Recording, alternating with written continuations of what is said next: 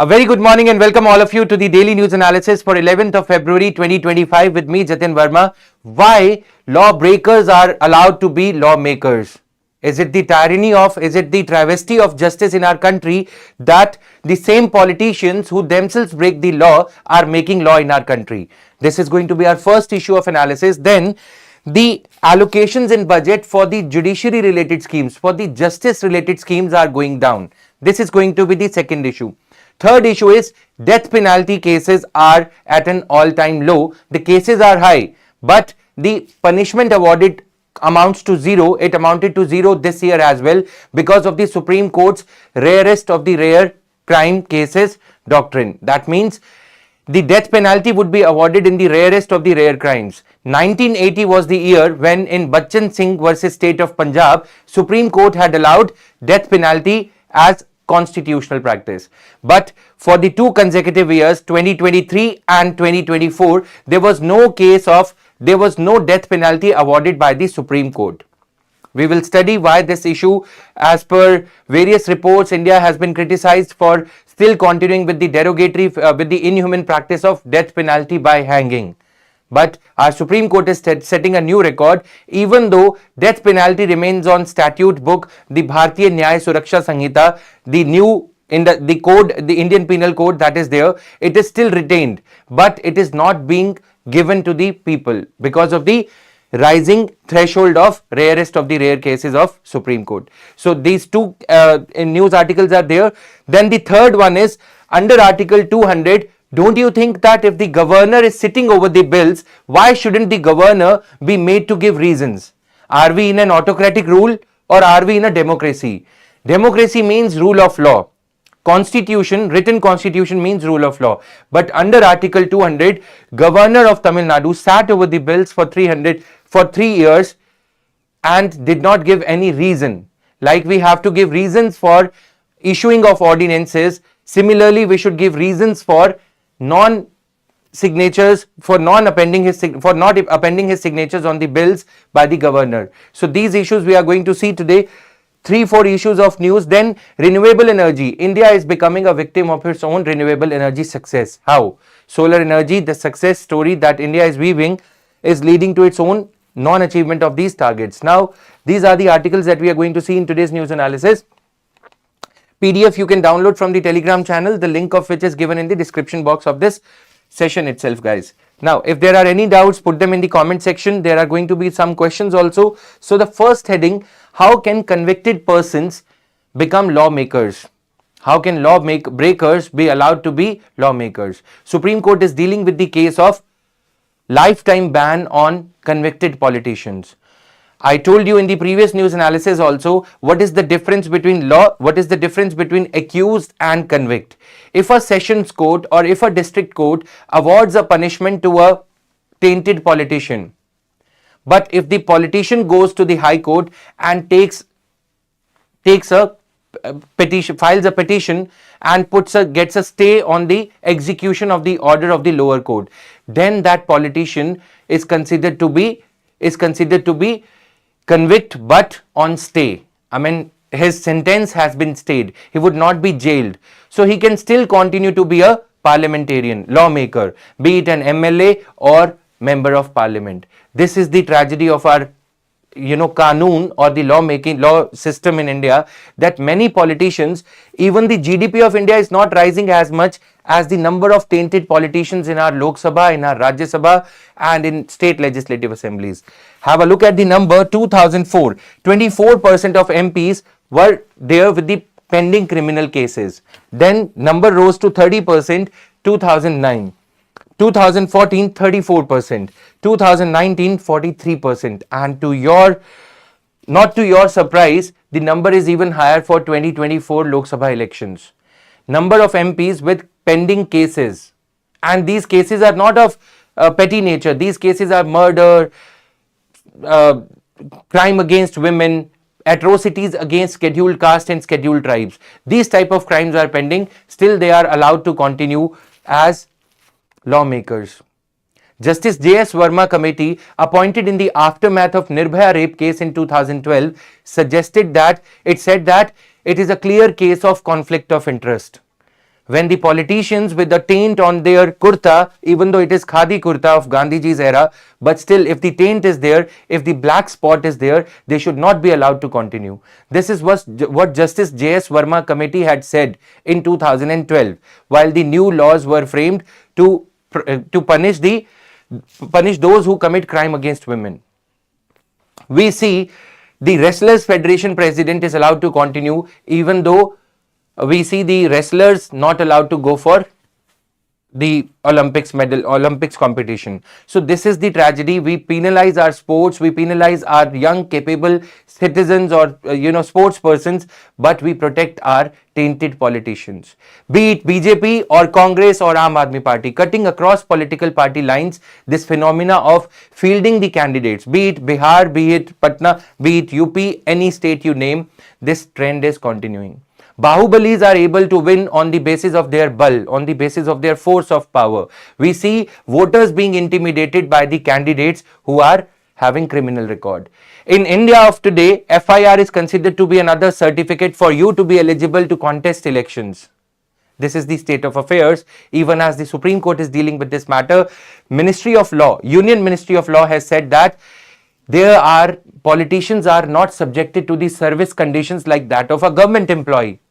So if he is tainted, he should still be allowed to continue as a politician, because he is not an IAS officer, not an IPS officer, against whom if an FIR is pending, if you are a UPSC aspirant, if against you an FIR is pending, you are not allowed to appear in the exam. Right? So that is the state of affairs, but politicians sit above each one of these categories of employees we have talked about. They are just employees. Lawmakers, lawbreakers, they are allowed to.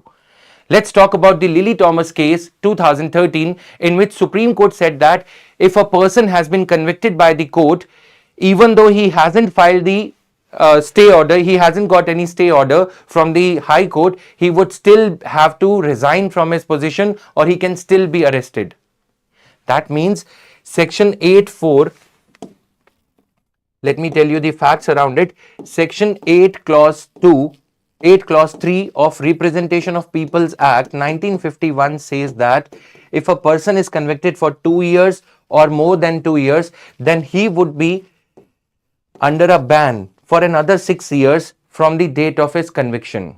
That means 2 years. If the sentence is of 2 years, then from that date onwards, another 6 years. That means a total ban of 8 years on that politician to contest elections to represent the people. He is not representing criminals. He is representing the innocent people. How can a criminal represent the society which wants to get rid of the crime? This is at stake over here.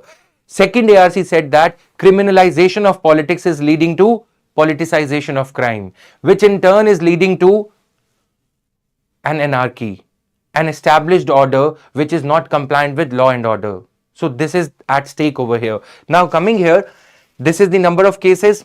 What has the Supreme Court done? This is the problem. We have seen the enormity of problem. Now what are the steps taken by the Supreme Court? Why are we writing Supreme Court here? Why not government? Government hasn't taken any steps. Supreme Court brought about nota, none of the above, in order to give choice in the hands of the people so that they can press nota on the fateful day, on the deciding day during votes. And they can give the answer to the political parties that they don't like any of the above candidates fielded by Congress, BJP or any other political party. But nota has been, none of the above option has been scantily used by our voters. And in a system where first past the post electoral system is there, nota is rendered ineffective. Even if I get 5 votes and you get and nota button gets 5,000 votes, still I would be declared as a winner, because nota button is not a candidate. Nota is just a button. If you get 4,000 votes, I get 4,100 votes, I am a winner. And if it doesn't matter if nota button is pressed 10,000 times. That means 10,000 votes on nota do not count. Well, Supreme Court took a lot of steps. Supreme Court said that political parties fielding the political candidates, those candidates with criminal records, criminal antecedents, would have to declare the records of those criminal candidates within 48 hours of declaring them as candidates. This is what Supreme Court said. Earlier, this period was of 2 weeks. That if, for example, party A fields a candidate who is criminal, from the date of fielding that candidate, within 2 days, within 48 hours, all his criminal antecedent details have to be out in the public domain, to be published on the website and any one national newspaper, Hindu, Indian Express, Times of India. All these details have to be published in the newspaper. This is as far as Supreme Court could go, because Supreme Court is not a legislative body. But Supreme Court said that parties need to introspect. Parties need to reflect unto themselves in order to reform themselves. As I always say, bring out any Namami Gange, any missions for cleansing of Ganga, or any Swachh Bharat missions. Until and unless you cleanse political parties, no amount of Swachh Bharat funding can have cleanliness in India. We need to cleanse our system of corruption, of criminality, then only we can look forward to a clean India. Otherwise, a clean India would just remain a dream, I would say, because corruption, criminal, there is an interlinkage. Crime, corruption and other heinous crimes, drug peddling, etc. Serious cases are pending against our MPs. Now, a special bench at Supreme Court may be formed to monitor the cases involving accused MPs and MLAs, the apex court indicated. Supreme Court is also toying with this idea that why don't we have a special bench at the Supreme Court? Why there should be Lalu Prasad Yadavs who are roaming around free? Why there are Pappu Yadavs? Why Shahabuddin type of criminals are allowed to continue until they breathe their last breath? Such is our system. And then the youth of the day is getting inspired from them. The youngsters also indulge in some crimes and then increase their eligibility to enter politics. Now here, modifying a 2020 order in the Supreme Court said that parties must make the criminal antecedents of their candidates public within 48 hours. Instead of the earlier time limit of 2 weeks, it was reduced to 48 hours from the date of declaration of the candidate. Now, third one, countries losing patience as appeals have fallen on deaf ears. So the Supreme Court is saying that parties are, despite repetitive reminders, guidelines by Supreme Court, parties are not ready to reform themselves. This is another problem. Another thing is, we saw in Jayalalitha case, even though she is a revered leader, still, even though she is not alive, still she is respected a lot, like Amma in Tamil Nadu, right? But what happened when she was convicted? She resigned from the post of chief minister after a lot of reluctance, but then she became the president of her party. Same is the case with Lalu Prasad Yadav, Chara Ghotala or Rail Ghotala. Name is the same, Lalu Prasad and Rabri Devi, right? So they are involved in the corruption, but they still can be the office bearers, the president of the party, party supremo, or party general secretary or finance secretary, thereby holding the rungs of their political party tight in their hands. They will decide, the criminals will decide who their party's chief ministerial candidate is going to be. So the matter here before the Supreme Court now is not only the convicted MPs and MLAs, not only they cannot become the legislators, MLAs or MPs, but they also cannot be the office bearers of the parties, even if the parties are found by them. Parties were formed by them. If Arvind Kejriwal is indulged in liquor scam, is himself indulging in liquor scam, how can he be the party supremo of Aam Aadmi Party? Right? When he's become the khas, the privileged one to indulge in 8,000 crore rupees liquor scam. If he is convicted, then he cannot act as a MLA or MP of Delhi State Legislative Assembly. That is why he did not contest, right? He is out on bail right now. Now coming here, shouldn't there be a lifetime ban on these convicted persons? Law Ministry says that MPs and MLAs were not bound by specific service conditions. What kind of shocking affidavit filed by Ministry of Law? They say that since they are not bound by service conditions, they are above the ethical standards which these politicians, these lawmakers make for the rest of the society. They are bound by propriety. What kind of propriety are you talking about? Lalu Prasad Yadav, or are you talking about Pappu Yadav or Raja Bhaiya or the likes of those people? Okay, so that is the state of affairs in our country. Good conscience and mindset of and interest of nation, right? So interest of nation, if termite, you ask from termite, does it take care of the interest of the wood that it is eating? These corrupt criminal politicians, if they have the interest of the nation at their heart, how could they commit crimes after crime?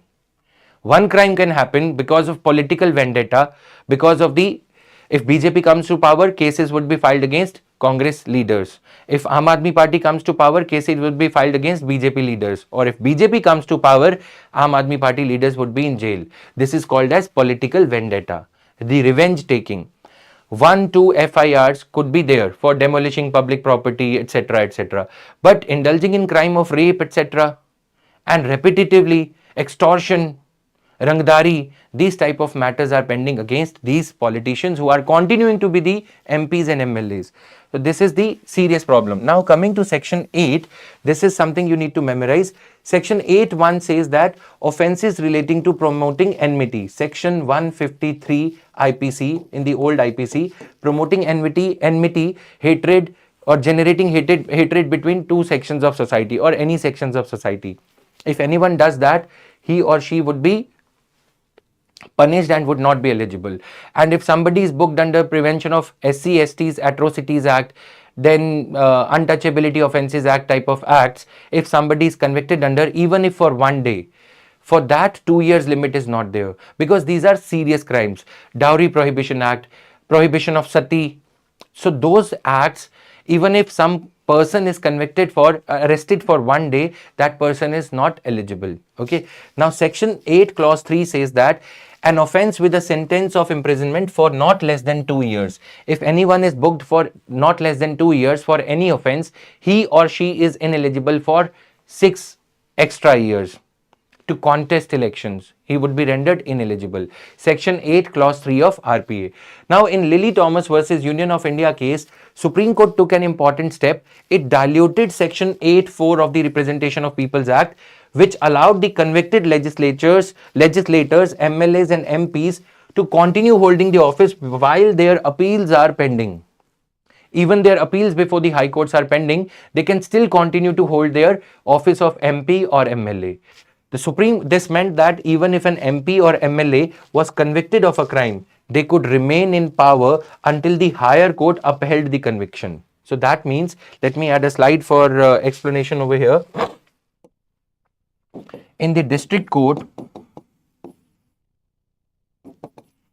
if an MP or MLA is convicted, okay, if he files an appeal,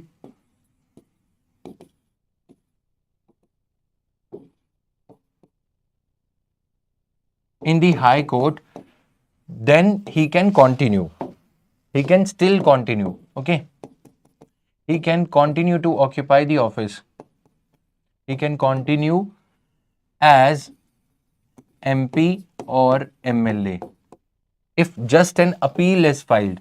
Because of the pendency of cases, we saw the other day 62,000 cases are pending in the High Court. These people get the benefit of that. The tainted politicians, because of the lag in the judicial machinery, justice machinery, their cases are also put on the back burner. They are influential people. They deliberately manipulate the system so that their appeals keep on lying until they retire or until they die. I can tell you many names. 𝐂𝐾 Advani, booked for n number of cases, but the one most important case is Babri Masjid demolition case, instigating car sevaks to demolish a public property. That case is pending even as 𝐂𝐾 Advani is 97 years old. And he is still aspiring to be the president. If you wake him up in the dead of the night at 2 a.m., 3 a.m. and ask him, do you want to be the president? He would say, yes, I'm ready. Take me to the Rashtrapati Bhavan.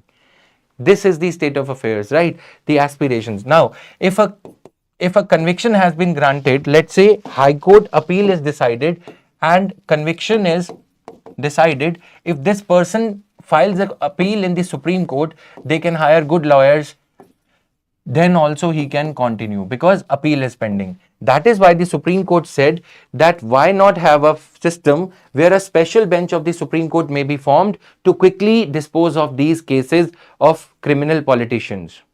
You got this entire issue. I have analyzed it in much of the detail as required. So, second ARC we have cited, criminalization of politics is leading to politicization of crime. I have told you about broken window syndrome in various classes, news analysis, that if one glass of the isolated, desolate building is shattered by one Sachin Tendulkar, eventually all the glasses of those window panes would be broken one day because there is no response from the building. If the law is not able to check one politician, eventually hundreds of politicians would become MPs, and this is happening in our country. Now, coming to the other aspects of the news, no death penalty passes Supreme Court's test for the second consecutive year. 2023, Supreme Court did not confirm any of the death penalties awarded by the High Court. And 2024, the same repeated. That means none of the people, none of the convicts, none of the criminals have been given death penalty. This is a good thing for India. We have for long been debating the death penalty, whether we should retain death penalty on the statute books or not. While the new Bharatiya Nyaya Suraksha Sanhita involves, it still has the section related to death penalty. We retain it in the statute book, but we are not awarding it. Okay, we are not awarding the death penalty. Now here what is happening, Supreme Court for the second consecutive year did not confirm a single death sentence in 2024, while trial courts awarded 139 such verdicts. Let me quickly explain. See, if the trial court, what happens, a sessions court is permitted to award death sentence. Session courts are permitted. But if the session court awards death penalty, High Court has to confirm it. Okay, High Court has to confirm it or disapprove of it. Sessions court are permitted. Okay, they can award death penalty. High Courts are required to confirm it because it is a matter of right to life. Somebody's right to life. Article 21. High Court, the Session Court judges are relatively junior. They are not as experienced as the High Court judges. Once the High Court confirms, the convict has the right to appeal in the Supreme Court. Once the Supreme Court decides, still the accused has the options. Now, option number 1, he can file a review petition against the Supreme Court's order. Okay. If the review petition again confirms, then he can file curative petition. Okay, curative petition for error in the judgment of the Supreme Court. Review petition and curative petition are filed before the Supreme Court only, the same court, but the bench, the judges on the bench, they change. One judge might be prejudiced against the convict or against the community of the convict, whatever be the reason. Okay, third and the last option is before the convict is mercy petition before the president under Article 72. Mercy petition.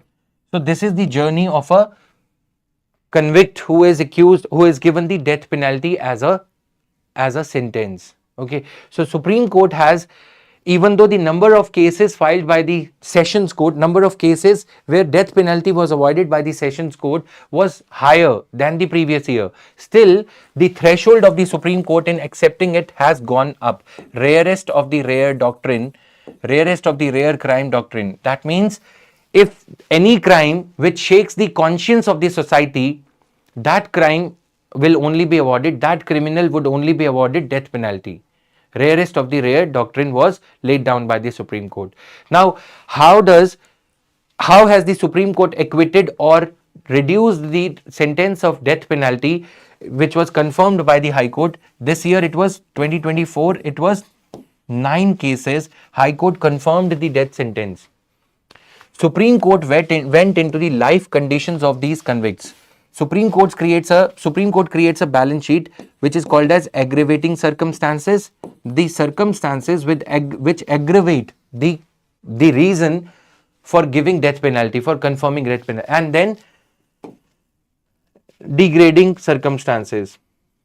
circumstances which are in favor. If the convict is illiterate, okay, if the accused is illiterate, it works to his favor, it works in his favor. In the Nirbhaya rape case also, one of the convicts said that he is unlettered. He was brought up in Bihar, some remote village of Bihar, and his father used to beat his mother, thrash his mother every day.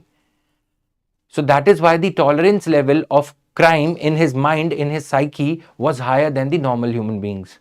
So aggravating circumstances, if somebody is educated, okay, then if somebody is drunk, gang rape. So if one mind did not work, 7 minds did not work. Gang rape is a well thought out. It is assumed by the court that 7 minds were culprit.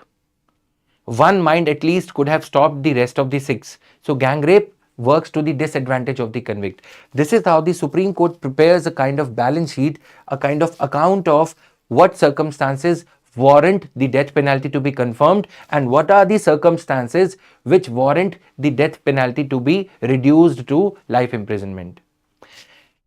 Poverty, okay, then sole son of, the only son of a widowed mother, etc., etc. These are the sympathetic factors which work to the advantage.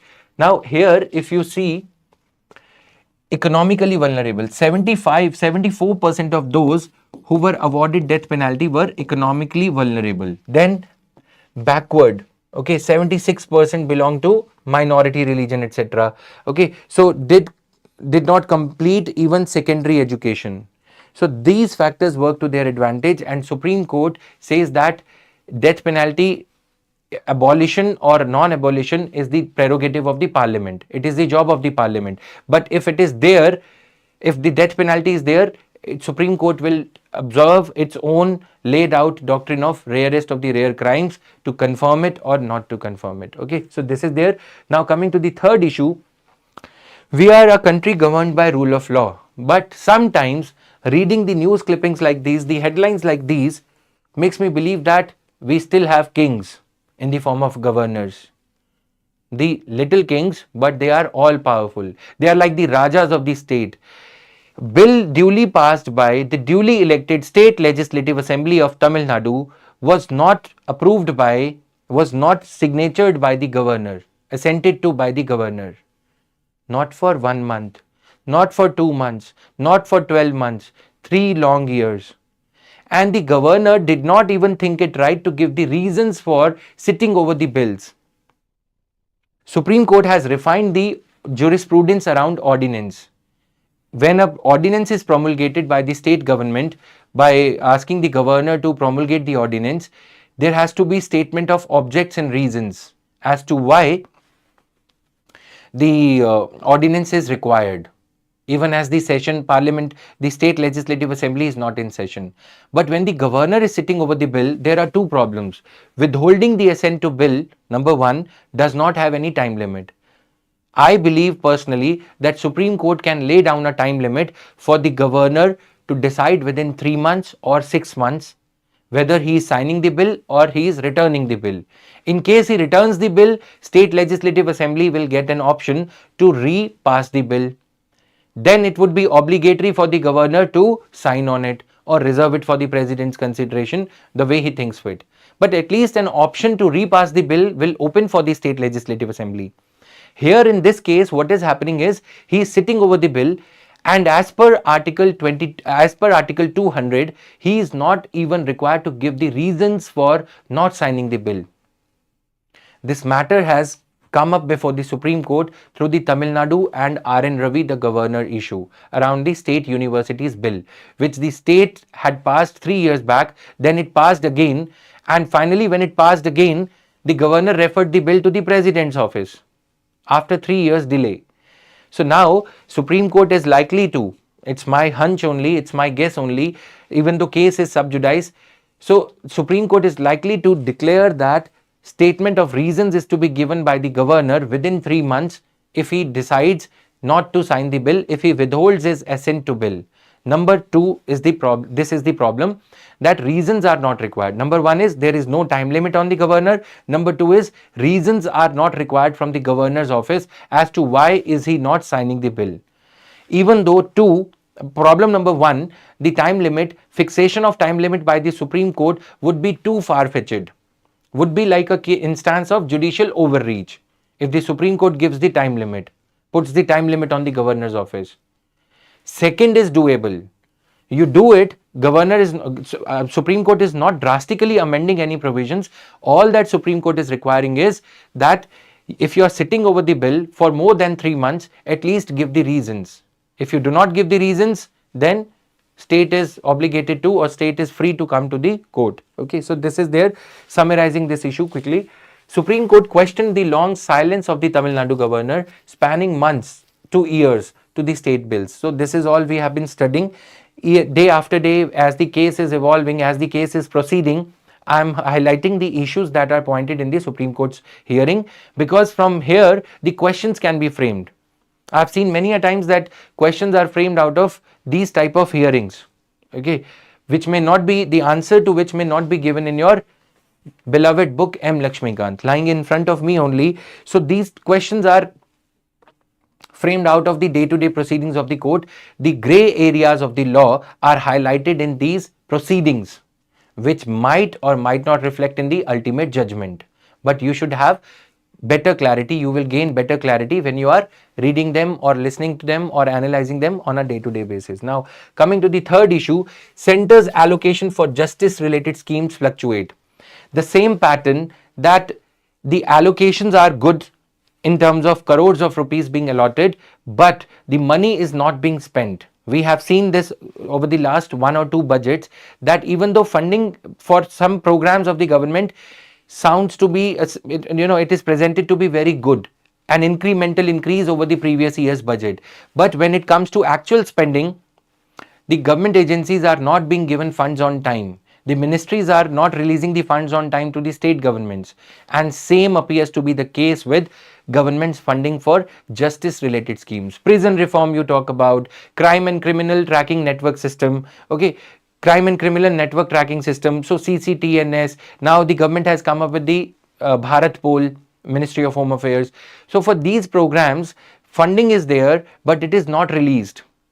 And what ultimately happens is, on 31st of March 2025, when the financial year comes to a close, this funding would again go back to the Consolidated Fund of India, thanks to the rule of lapse. So government is sounding good by allocating more money, but it is performing bad. There was an era, there is still an era, that when the money is allotted to the ministry and if not spent, bureaucrats are frowned upon.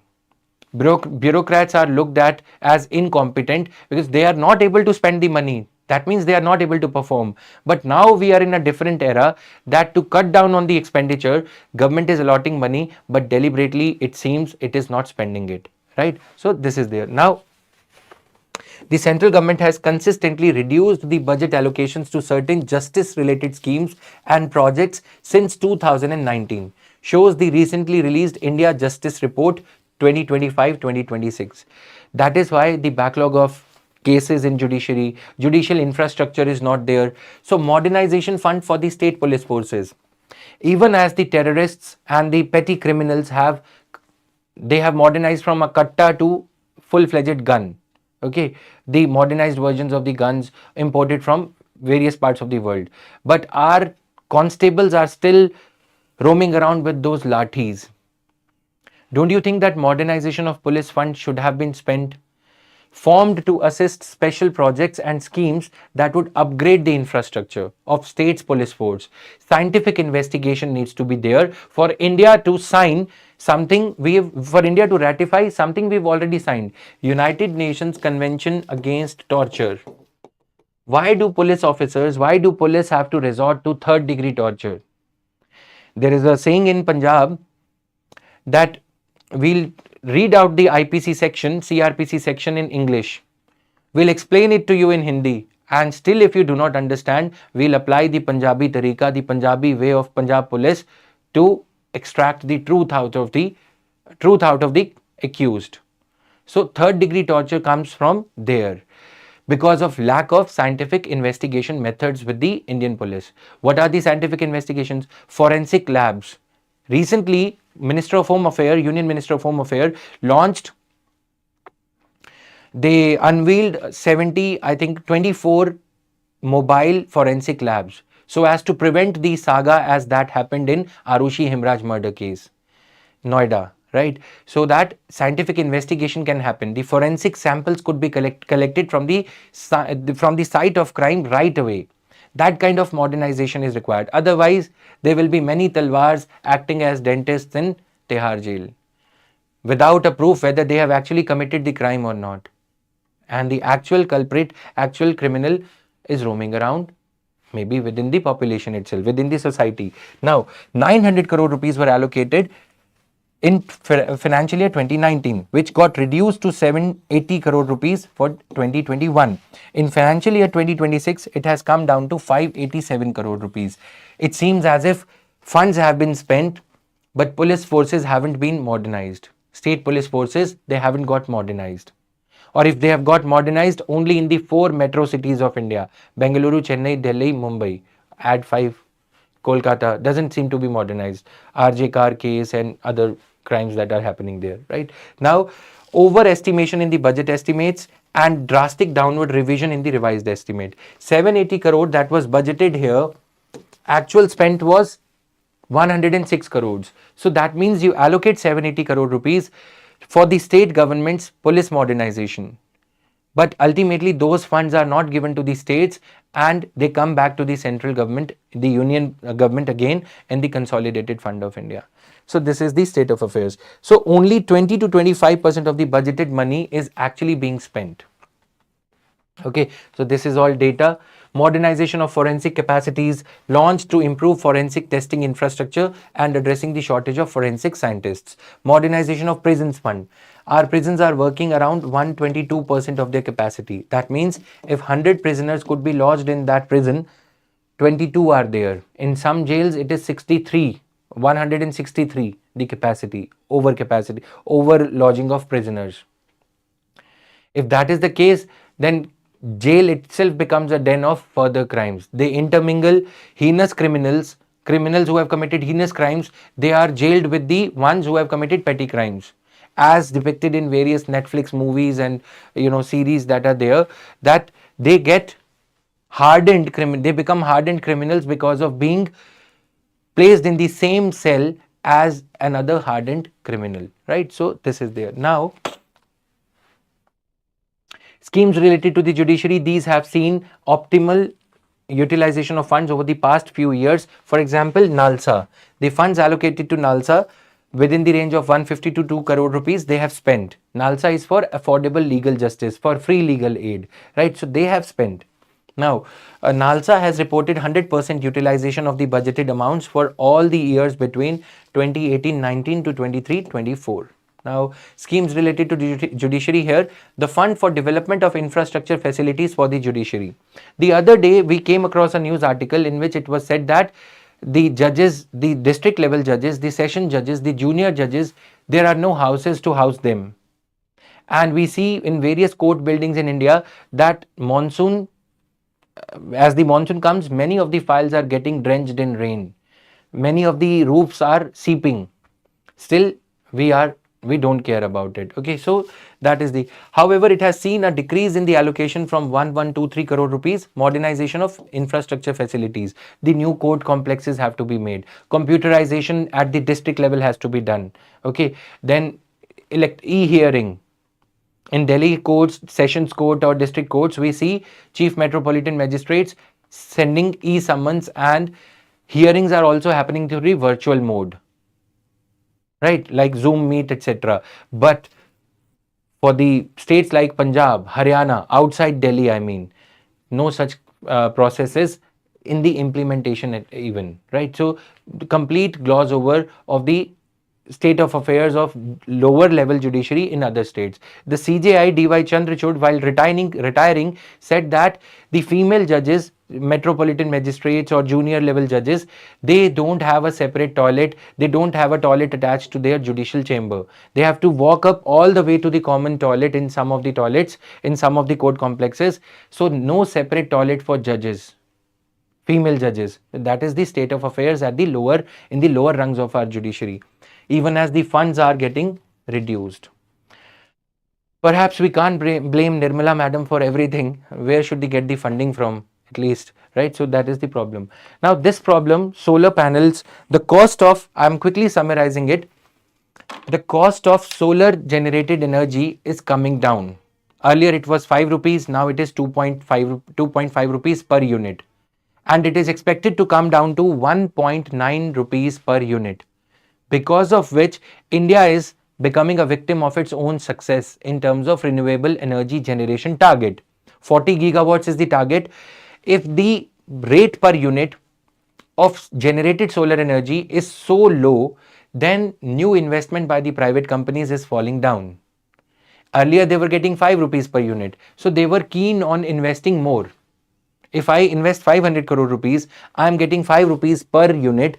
I will be interested in making more investment if I am Adani, right? But I won't do the nadani of spending more, investing more, when the rate per unit of the item I am producing, electricity I am producing, is going to come down to 1.9 rupees. That is why the target of 40 gigawatts of renewable energy capacity seems to be lofty target, seems to be over ambitious. Okay, so this target has been given to 4 public sector enterprises now, and they are not able to award the contracts because private sector entities are not coming forth to apply for power, solar power generation at such a low price of 2.5 rupees per unit.